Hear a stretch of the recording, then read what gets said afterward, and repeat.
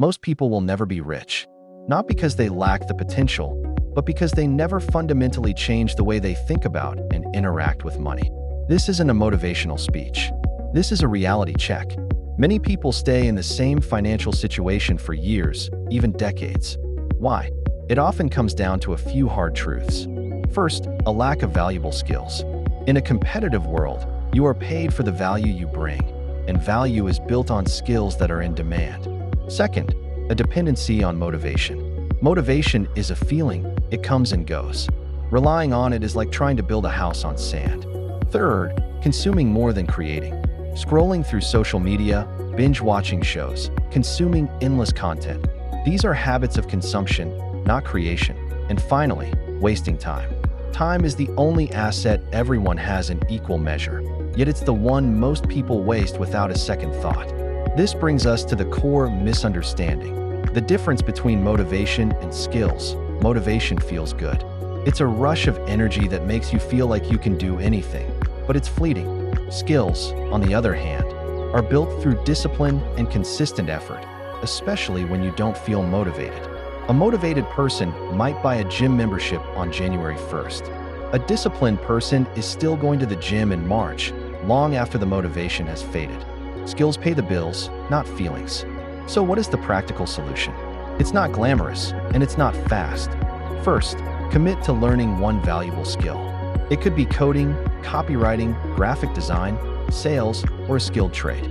No excuses. Second, use your time intentionally. Plan your day. Cut out the time-wasting activities that offer no long-term return. Replace an hour of scrolling with an hour of learning or practicing your new skill. Third, focus on long-term thinking. You will not get rich in a month. You will not master a skill in a week. This is a 5 to 10-year game. This requires a fundamental mindset shift. Stop looking for the quick win and embrace the slow, steady process of building. This is about patience, consistency, and discipline. Patience to stick with it when you see no immediate results. Consistency to show up every day, especially on the days you don't want to. And discipline to choose the hard, valuable work over the easy, distracting entertainment. The goal isn't a sudden explosion of success. It's a gradual, upward climb that is sustainable and real. Forget the hype. Forget the promises of overnight wealth. The path to financial stability is slow, and it is built on the foundation of real, valuable skills. Start learning something valuable today. The work is hard, but the results are yours to keep. In the last video, we established a hard truth. Your income is tied to your skills. The logical next question is, which skill should I learn? This question creates a new kind of trap, the paralysis of choice. Coding, marketing, design, sales, video editing, AI, the options are endless. The fear of picking the wrong one and wasting months or years can keep you from ever starting at all. This is the second major hurdle, getting stuck in research mode. You spend weeks watching videos about the top 5 skills for the future, reading articles, and comparing courses. You gather information but never make a decision. This is a form of procrastination disguised as productivity. The truth is, there is no single best skill. The best skill for you is the one you can stick with long enough to become good at it. A moderately valuable skill that you master is infinitely more profitable than a perfect skill that you quit after 3 weeks. So, let's create a simple, realistic framework for choosing. It has 3 filters. First, genuine interest. What are you naturally curious about? If you hate numbers, a career in data analysis will be a constant struggle. If you love visuals, design might be a natural fit. You need curiosity to push through the boredom of learning. Second, market demand. Is this skill something people or businesses will pay for? A quick search on freelance platforms or job sites will give you the answer. Third, accessibility. Can you learn this skill affordably and online? Today, the answer is almost always yes. Learn, practice, apply. Spend the first 1 to 3 months purely learning. Watch courses, read books, and absorb the fundamentals. Then, immediately start practicing, build things. Create projects that don't just learn about writing, write articles. Don't just learn about coding, build a small app. Create a portfolio of your work, even if it's just practice projects. This is your proof of skill. Finally, apply. Look for small freelance jobs, entry-level positions, or offer to help someone for free just to get experience. Your first dollar earned from a new skill is the most important one. This is the mindset shift from a passive learner to an active practitioner.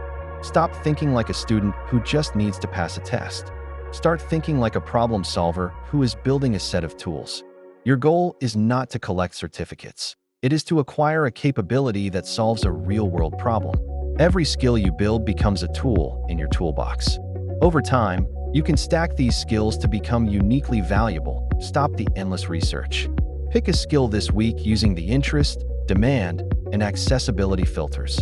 Then, commit to just 90 days of focused learning and practice. The journey to a better financial reality doesn't start with earning. It starts and is sustained by learning. Begin today. You've started. You chose a skill, you bought the course, you put in the first 20 hours.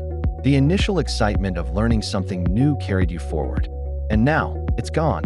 Progress has slowed to a crawl. You feel stuck, confused, and you're starting to wonder if you made a huge mistake.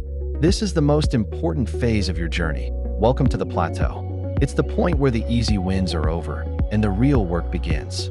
The basics made sense, but now you're dealing with complexity, and it's frustrating. You feel like an imposter. You see the work of experts and feel a million miles away. This is where the temptation to quit is strongest. Your brain will tell you to switch to another skill, something new and exciting, so you can feel that beginner's rush again. This is a trap. The reality is this: the plateau is not a sign that you're failing. It is the price of entry into the world of the skilled. Everyone who has ever mastered anything has spent significant time in this phase.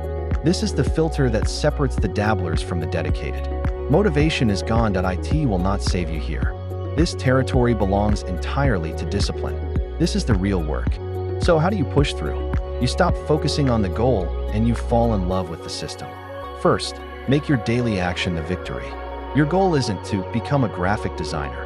Your goal is to complete your 1 hour of practice today. When the day up, that's it. Second, create a feedback loop. You cannot see your own progress clearly when you're in the thick of it. Share your work. Find a mentor or a community. A single piece of outside feedback can be more valuable than 10 more hours of isolated practice. Third, track your effort, not your results. Keep a log. A simple calendar where you cross off the days you met your practice goal. After a month, you won't see mastery, but you will see a chain of consistency. That is real progress. This is the final mindset shift. You must transition from someone who is learning a skill to someone who is that skill. You do this by showing up when it's boring and difficult. A writer is not someone who is motivated to write. A writer is someone who writes, especially when they don't feel like it. The skill stops being something you do and becomes part of who you are. This is not about passion, it is about identity. The path to skill is not a sprint, it is a long, steady walk. The plateau is where you prove to yourself that you are serious. Do not quit in the dip. The consistency you build when it's hardest is what guarantees your success. Your future is being forged in these moments of frustration. Keep going. You've done the work. You pushed through the initial confusion and the painful plateau. You now possess a skill that is more valuable than when you started. But there is one final gap to cross, the one between having a skill and earning from it. This is where the battle shifts from discipline to courage. The fear of rejection, of being told you're not good enough, is paralyzing. This fear creates a new trap, the one more course fallacy.